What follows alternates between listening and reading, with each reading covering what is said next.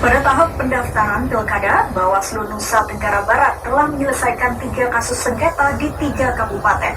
Satu lainnya masih dalam proses penyelesaian, yaitu di Kabupaten Dompu. Laporan selengkapnya akan disampaikan oleh Nilam Junia langsung dari Mataram, NTB. Nilam.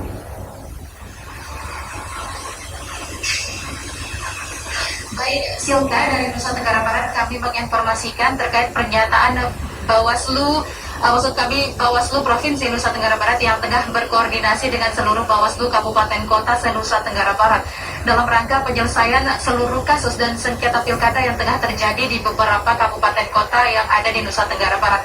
Dan ada beberapa kasus yang sudah dapat terselesaikan dan ada beberapa lainnya masih dalam proses penyelesaiannya. Dan di antara kasus tersebut, yang pertama dari Kabupaten Lombok Tengah, di mana terdapat satu bakal pasangan calon yang sempat menyerahkan dukungan kepada KPU namun ditolak lantaran tidak sesuai dengan ketentuan KPU Lombok Tengah sendiri.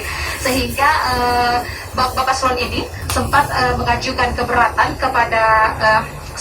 keberatan dan akhirnya dapat diterima dengan berbagai pertimbangan oleh KPU Kabupaten Lombok Tengah sendiri.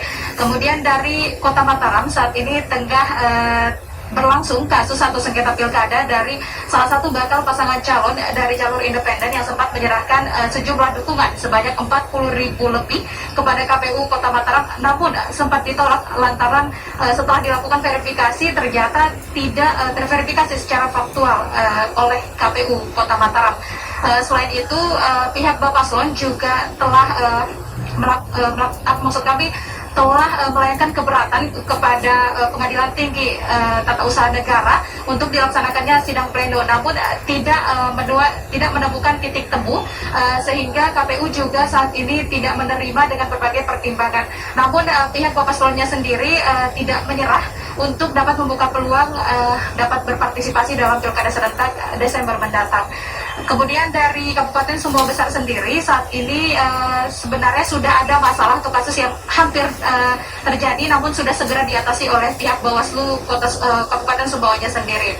Dan Silka, dari Kota Bima yang merupakan daerah terakhir yang sedang dari Kabupaten Dompu yang merupakan daerah terakhir yang sedang menjalani sengketa pilkada, yaitu terdapat satu bakal pasangan calon yang terjerat kasus korupsi, sempat terjerat kasus korupsi, sehingga hal ini menjadi pertimbangan oleh KPU Kabupaten Dompu sendiri. Dan ini pun tidak luput dari tuayan protes yang dilayangkan oleh simpatisan Bapakslon ini, sehingga menyebabkan masalah keamanan dan kenyamanan masyarakat di salah satu wilayah yang ada di Kabupaten Dompu itu sendiri. Dan hingga saat ini baik Bawaslu Provinsi Nusa Tenggara Barat tengah berkoordinasi dengan seluruh Bawaslu yang ada di kabupaten kota untuk terus berkoordinasi menyelesaikan seluruh sengketa atau kasus masalah pilkada yang tengah terjadi di beberapa daerahnya, kemudian tetap memaksimalkan pengawasan dan tugas untuk mengantisipasi jika ada muncul masalah lainnya di kedepannya. Selain itu, Silka, saat ini sedang diadakan sosialisasi dan deklarasi netralitas ASN dalam Pilkada 2020 yang dilaksanakan di Pendopo, Wali Kota Mataram. Hal ini dilaksanakan sebagai bentuk pemaksimalan Bawaslu terhadap pengawasan untuk ASN, dikarenakan ASN merupakan komponen yang sangat rawan terlibat dalam politik praktis, sehingga agar ASN ini tidak memihak pada salah satu pasangan calon saja. Kemudian selain untuk menjaga netralitas ASN, saat ini kegiatan ini juga untuk menjaga keamanan dan kenyamanan pilkada selama ini. Kemudian hasil akhir dari kegiatan ini adalah deklarasi agar meminta ASN dapat bijak bersosial media, mengingat pandemi saat ini mengharuskan beberapa pasangan calon berkampanye melalui media sosial. Demikian. Pejabat sementara Gubernur Kalimantan Utara, Teguh Setiabudi, menekankan kepada seluruh aparatur sipil negara atau ASN di lingkungan Pemprov Kaltara untuk tetap netral pada Pilkada tahun 2020. Menteri Dalam Negeri Mendagri Republik Indonesia, Tito Karnavian, telah mengukuhkan Teguh Setiabudi sebagai pejabat sementara Gubernur Provinsi Kalimantan Utara untuk menggantikan sementara Gubernur Kaltara Irianto Lamri yang harus cuti kampanye dan wakilnya Udin Yagio. Keduanya maju sebagai calon gubernur pada pemilihan serentak tahun 2020 ini. Di hari pertama kepemimpinannya, pria yang juga pernah menjabat sebagai PJS Gubernur Provinsi Sulawesi Utara ini langsung mengukuhkan PJS Kabupaten Tanah Tidung yang lowong setelah Undun Sak selaku Bupati maju sebagai calon wakil gubernur Kaltara. Sementara itu wakilnya Markus juga mencalonkan diri sebagai calon Bupati Tanah Tidung untuk periode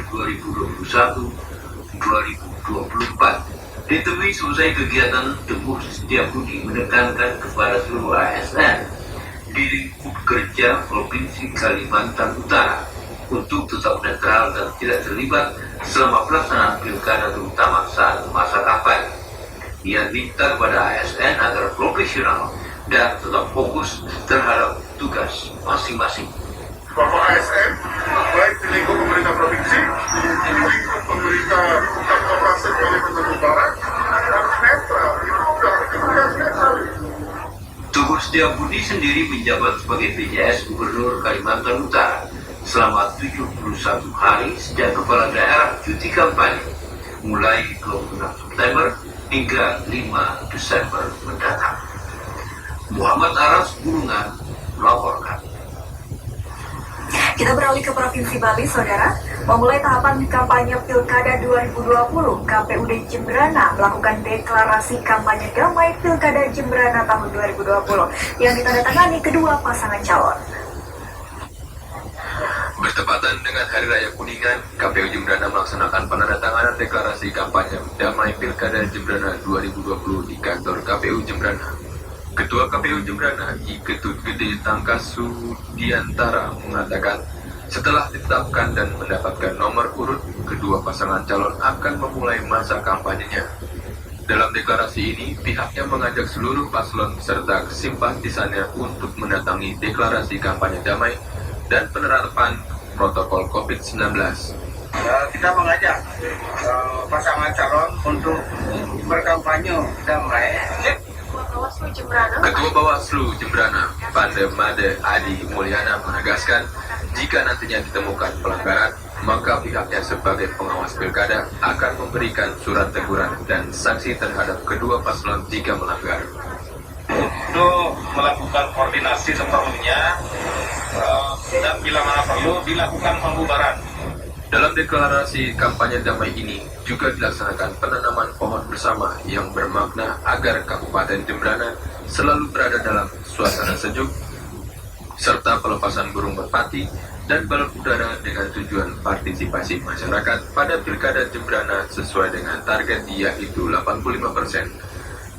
Ketut Jimmy Mulyadi melaporkan. Selama pelaksanaan pemilihan kepala daerah serentak 2020, Bawaslu Bukit Tinggi mengimbau masyarakat kota Bukit Tinggi untuk waspada politik uang, isu sara, serta hoax sehingga tercipta pilkada damai. Berpotensi terjadi politik uang, sara, serta hoax, Bawaslu Bukit Tinggi himbau warga untuk mengedepankan pilkada Badung Sana. Untuk mencegah pelanggaran pilkada tersebut pada kontestan pilkada Bukit Tinggi, dimulai dari paslon wali kota, unsur Forkopimda, partai politik serta media, deklarasikan tolak politik uang, politisasi sara, hoax dan hate speech. Pelaksanaan deklarasi pada awal pelaksanaan kampanye pilkada serentak 2020 ini diharapkan menjadi perhatian khusus seluruh warga kota Bukit Tinggi, terkhusus untuk tim pemenangan calon wali kota dan wakil wali kota Bukit Tinggi. Pada saat deklarasi, ketiga pasangan calon menyepakati deklarasi stop politik uang, sara, dan hoax yang ditandai dengan penandatanganan fakta integritas. Ketua Bawaslu Bukit Tinggi, Ruzi Haryadi mengatakan, melalui deklarasi tolak politik uang bisa menekan pelanggaran pada Pilkada Serentak 2020 di Bukit Tinggi.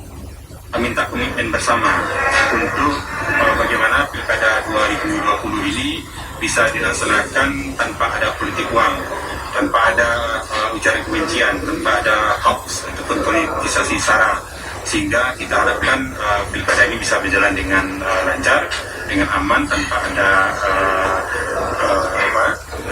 Bawaslu Bukit Tinggi juga mengharapkan Pilkada Serentak 2020 ini berkualitas, jujur, adil, demokratis, serta berintegritas, sehingga kota Bukit Tinggi lebih baik ke depannya.